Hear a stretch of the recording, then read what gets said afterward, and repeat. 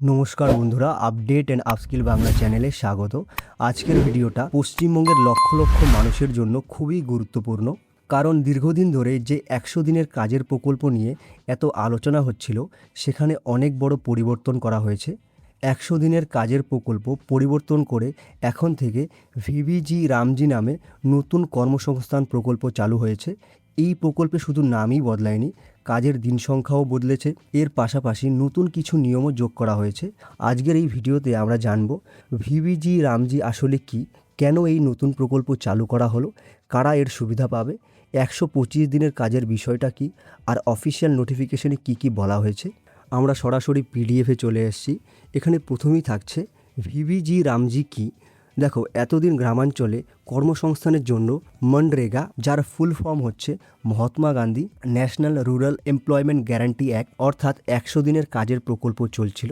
কিন্তু এখন কেন্দ্র সরকার বিকাশ ভারত গ্যারান্টেড ফর রোজগার অ্যান্ড আজীবিকা মিশন গ্রামীণ, বা সংক্ষেপে ভিবিজি রামজি নামে নতুন এই আইন কার্যকর করেছে। দেখো, বিষয়টা হচ্ছে কেন্দ্র সরকার কিন্তু বহুদিন আগে থেকেই এই আইনটা কার্যকর করেছে বিভিন্ন রাজ্যে। তো এখন যেহেতু আমাদের পশ্চিমবঙ্গেও সেই একই সরকার রয়েছে, তাই কিন্তু এই আইন এখানেও কার্যকর করা হয়েছে। বোঝা গেল? এর মূল উদ্দেশ্য হলো গ্রামীণ পরিবারের জন্য আরও বেশি কর্মসংস্থান নিশ্চিত করা এবং গ্রামাঞ্চলের উন্নয়নের কাজকে আরও বেশি পরিমাণে শক্তিশালী করে তোলা। এবার প্রশ্ন হচ্ছে, এটা কি 100 দিনের কাজের মতনই থাকবে, নাকি এটা সম্পূর্ণ নতুন প্রকল্প? এর উত্তর যদি দিতে হয়, এর উত্তর হবে আংশিকভাবে হ্যাঁ। মানে বলতে গেলে কিছু কিছু পরিবর্তন করা হয়েছে, আর কিছু কিন্তু আগের মতনই রয়েছে। কারণ এই প্রকল্পটি কিন্তু আগের কর্মসংস্থানের পরিবর্তে চালু করা হয়েছে। অর্থাৎ যেসব গ্রামীণ পরিবার আগে কর্মসংস্থান গ্যারান্টি প্রকল্পের আওতায় ছিল, তাদের জন্যই কিন্তু এই নতুন কাঠামো তৈরি করা হয়েছে। তবে নিয়ম, কাজের বয়সসীমা এবং কিছু পরিবর্তন এদিকে করা হয়েছে। আর এখানে যেটা সবথেকে বড় পরিবর্তন করা হয়েছে, সেটা হলো আগে বছরে 100 দিনের কাজের গ্যারান্টি ছিল, এখন সেই গ্যারান্টি বাড়িয়ে 125 দিন করা হয়েছে। মানে যদি একজন যোগ্য গ্রামীণ পরিবারের প্রাপ্তবয়স্ক সদস্য কাজ করতে চান, তাহলে বছরের সর্বোচ্চ 125 দিন পর্যন্ত মজুরি ভিত্তিক কাজ পাওয়ার সুযোগ তোমরা পাবে। এর আগের তুলনায় 25 দিন বেশি। এখানে একটা বিষয় বলে রাখি, সবাইকে স্বয়ংক্রিয়ভাবে 125 দিনের কাজ দেওয়া হবে এরকম কিন্তু অফিসিয়াল প্রেস নোটে বলা নেই। এখানে কর্মসংস্থানের গ্যারান্টি রয়েছে যোগ্য গ্রামীণ পরিবারের জন্য, যারা কাজ করতে ইচ্ছুক এবং নির্ধারিত নিয়ম অনুযায়ী এখানে আবেদন করবে, শুধুমাত্র তাদেরই কিন্তু এই কাজটা দেওয়া হবে। এবার চলে আসি পশ্চিমবঙ্গের ক্ষেত্রে কি ঘোষণা করা হয়েছে। পশ্চিমবঙ্গ সরকারের প্রেস নোট অনুযায়ী এই নতুন প্রকল্পের আওতায় প্রায় 2.56 কোটি জব কার্ড হোল্ডার উপকৃত হবার কথা এখানে বলা হয়েছে। সংখ্যাটা কিন্তু তুলনামূলকভাবে অনেক বড়। অর্থাৎ রাজ্যের বিপুল সংখ্যক গ্রামীণ শ্রমিক এই প্রকল্পের আওতায় আসতে পারেন। এরপর বুঝে নাও এই প্রকল্পের মূল উদ্দেশ্য কী। শুধু কাজ দেওয়াই কিন্তু এই প্রকল্পের একমাত্র লক্ষ্য নয়। এর পাশাপাশি গ্রামে এমন কাজ করা হবে যেগুলো দীর্ঘমেয়াদী গ্রামের উন্নয়নে সাহায্য করবে। বোঝা গেল? মানে গ্রামে এমন কিছু কাজ করা হবে যেগুলো দীর্ঘ সময় ধরে থাকবে এবং গ্রামকে উন্নয়নে সাহায্য করবে। প্রেস নোটে এই 4 ধরনের কথা বলা হয়েছে, যেমন গ্রামীণ অবকাঠামো উন্নয়ন, জল সংরক্ষণ, প্রাকৃতিক সম্পদের উন্নয়ন এবং জীবিকার সুযোগ বাড়ানোর মতো কাজ। অর্থাৎ একদিকে মানুষ কাজ পাবে, অন্যদিকে গ্রামেরও উন্নয়ন হবে। এই দুই উদ্দেশ্য একসঙ্গে বাস্তবায়নের ওপর জোর দেওয়া হচ্ছে। অর্থাৎ কাজও হবে, পাশাপাশি গ্রামের উন্নতিও হবে। এবার দেখে নাও কারা এই প্রকল্পের সুবিধা পাবে। অফিসিয়াল তথ্য অনুযায়ী এই প্রকল্পের সুবিধা মূলত গ্রামীণ এলাকার যোগ্য পরিবারগুলোর জন্য, যাদের প্রাপ্তবয়স্ক সদস্যরা অদক্ষ শারীরিক শ্রমের কাজ করতে ইচ্ছুক। অর্থাৎ যারা কোনো দক্ষতা ছাড়া শুধুমাত্র শারীরিক পরিশ্রমের মাধ্যমে কাজ করতে ইচ্ছুক, শুধুমাত্র কিন্তু তাদের জন্যই এই প্রকল্পের সুবিধা। যারা শহরে বসবাস করো, তারা কিন্তু এই সুবিধা তোমরা পাবে না। আরেকটা বিষয় মনে রাখবে, যাদের জব কার্ড রয়েছে অথবা সরকারি নিয়ম অনুযায়ী জব কার্ডের আওতায় আসবে, তারাই কিন্তু এই কর্মসংস্থান গ্যারান্টির সুবিধা নিতে পারবে। এবার জব কার্ড নিয়ে একটা গুরুত্বপূর্ণ বিষয় বলে রাখছি। তোমরা কিন্তু অনেকেই ভাবছো যে জব কার্ড থাকলেই তোমরা 125 দিনের কাজ পেয়ে যাবে, কিন্তু বিষয়টা কিন্তু এমন নয়। জব কার্ড থাকাটা গুরুত্বপূর্ণ, কিন্তু কাজ পাওয়ার জন্য সরকারি নিয়ম অনুযায়ী কাজের চাহিদা জানাতে হবে এবং স্থানীয় প্রশাসনের মাধ্যমে তোমাকে এখান থেকে কাজ নিতে হবে। তার মানে শুধু কার্ড থাকলেই হবে না, তোমাকে কিন্তু প্রক্রিয়াটাও সরাসরি ফলো করতে হবে। তোমাদের অনেকের মনেই প্রশ্ন থাকবে যে এখানে দৈনিক মজুরি কত হবে। পশ্চিমবঙ্গে এই প্রকল্প চালুর সঙ্গে সঙ্গে দৈনিক মজুরি 300 টাকা নির্ধারণ করা হয়েছে বলে সরকারি ঘোষণায় উল্লেখ করা হয়েছে। আগের তুলনায় এটি একটি গুরুত্বপূর্ণ পরিবর্তন।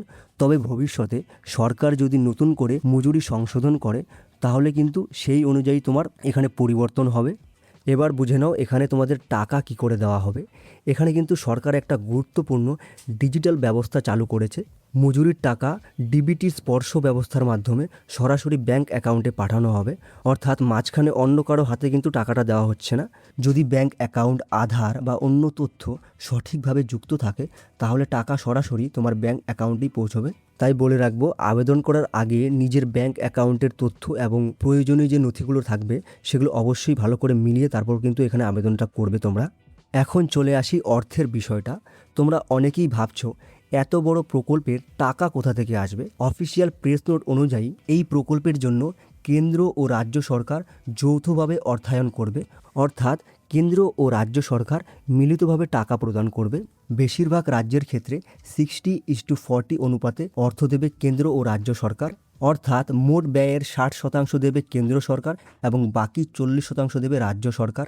পশ্চিমবঙ্গের প্রেস নোটে বলা হয়েছে কেন্দ্র সরকারের অংশ হিসেবে প্রায় 8,508 কোটি টাকা বরাদ্দ করা হয়েছে, আর রাজ্য সরকারের অংশ হিসেবে প্রায় 5,672 কোটি টাকা থাকবে। অর্থাৎ মোট মিলিয়ে বিশাল অঙ্কের অর্থ এই কর্মসূচির জন্য নির্ধারণ করা হয়েছে। এতে বোঝাই যাচ্ছে এই প্রকল্পকে বড় পরিসরে বাস্তবভাবে রূপান্তরিত করার পরিকল্পনা নেওয়া হচ্ছে। এরপর প্রেস নোট অনুযায়ী একটা গুরুত্বপূর্ণ বিষয় বলে রাখছি, তোমরা কিন্তু নিজের ইচ্ছে মতো যে কোনো কাজ করতে পারবে না। যে কাজগুলো সরকার অনুমোদন করবে এবং স্থানীয় পরিকল্পনার অন্তর্ভুক্ত থাকবে, শুধুমাত্র সেই কাজগুলোই কিন্তু এই প্রকল্পের অধীনে করা হবে। বোঝা গেল? এবার আসি গ্রাম পঞ্চায়েতের ভূমিকায়। দেখো, এই প্রকল্পের বাস্তবায়নে সবচেয়ে বেশি গুরুত্বপূর্ণ দায়িত্ব থাকবে গ্রাম পঞ্চায়েতের ওপর, কারণ গ্রামের মানুষের কাছাকাছি প্রশাসনিক সংস্থা হলো গ্রাম পঞ্চায়েত। কাজের পরিকল্পনা তৈরি করা, স্থানীয় প্রয়োজন অনুযায়ী প্রকল্প নির্বাচন করা এবং বিভিন্ন প্রশাসনিক প্রক্রিয়া এগিয়ে নিয়ে যাওয়ার ক্ষেত্রে গ্রাম পঞ্চায়েত কিন্তু গুরুত্বপূর্ণ ভূমিকা পালন করে। তাই এখানে কিন্তু গ্রাম পঞ্চায়েতের ওপর সবচেয়ে বেশি দায়িত্ব থাকবে। শুধু গ্রাম পঞ্চায়েতই নয়, এই প্রকল্পে ব্লক, সাব ডিভিশন এবং ডিস্ট্রিক্ট অ্যাডমিনিস্ট্রেশনও কিন্তু গুরুত্বপূর্ণ ভূমিকা পালন করবে। অর্থাৎ পুরো বিষয়টা একসঙ্গে একাধিক স্তরে পরিচালিত হবে। গ্রাম পর্যায় থেকে শুরু করে জেলা পর্যায় পর্যন্ত এখানে নজরদারি থাকবে, যাতে প্রকল্পকে সঠিকভাবে বাস্তবায়নে রূপান্তরিত করা যায়। এর মাধ্যমে কাজের স্বচ্ছতা এবং জবাবদিহিতা বাড়ানোর চেষ্টা করা হচ্ছে। এবার চলে আসি আবেদন বা রেজিস্ট্রেশনের বিষয়ে। দেখো, এই প্রশ্নটা কিন্তু সবথেকে বেশি পরিমাণে করা হয়। নতুন করে আবেদন শুরু হয়েছে, অনলাইনে ফর্ম ফিল আপ করতে হবে, কোন ওয়েবসাইটে আবেদন করতে হবে। তো এখনও পর্যন্ত পশ্চিমবঙ্গ সরকারের যে অফিসিয়াল প্রেস নোট প্রকাশিত হয়েছে সেখানে কিন্তু অনলাইনে আবেদনপত্র প্রকাশ, আবেদনের গুরুত্বপূর্ণ তারিখ বা নির্দিষ্ট রেজিস্ট্রেশন প্রসেস সম্পর্কে কিন্তু কোনোরকম কোনো তথ্য এখানে দেওয়া হয়নি। আর তোমাদের জব কার্ডের ব্যাপারটা বলে রাখি, বর্তমানে কিন্তু পশ্চিমবঙ্গ সরকারের প্রেস নোটে পুরনো জব কার্ড বাতিল বা নতুন জব কার্ড বাধ্যতামূলক অথবা সবাইকে আবার নতুন করে রেজিস্ট্রেশন করতে হবে এমন কিন্তু কোনো তথ্য এই প্রেস নোটে দেওয়া হয়নি, ঠিক আছে? তাই এই বিষয়ে এখনও কিছু বলা যাচ্ছে না। যখন এরকম কোনো নোটিশ বেরোবে আমি তোমাদের অবশ্যই করে জানিয়ে দেবো। আরেকটা কথা বলে রাখছি, এই প্রকল্পের তথ্য জানার জন্য পশ্চিমবঙ্গ সরকারের অফিসিয়াল পোর্টাল এবং সংশ্লিষ্ট গ্রাম উন্নয়ন দপ্তরের অফিসিয়াল বিজ্ঞপ্তি কিন্তু সবচেয়ে বেশি নির্ভরযোগ্য। যখন নতুন কোনো নির্দেশিকা, আবেদন প্রক্রিয়া বা অতিরিক্ত নিয়ম প্রকাশ হয় তখন কিন্তু সেটা সরাসরি এখানেই জানানো হয়। তাহলে এই ছিল আজকের আপডেট। যদি ভবিষ্যতে আবেদন পদ্ধতি, নতুন নির্দেশিকা বা যে কোনো নোটিশ এখান থেকে বেরিয়ে আসে, আমি অবশ্যই চেষ্টা করব সবার আগে তোমাদের কাছে পৌঁছে দেওয়ার। ভিডিওটা যদি ভালো লাগে তাহলে অবশ্যই একটি লাইক করে দিও, আর চ্যানেলটাকে সাবস্ক্রাইব করে বেল আইকনটাকে অল করে রেখো। আবার দেখা হচ্ছে খুব তাড়াতাড়ি, ততক্ষণের জন্য টাটা, বাই বাই।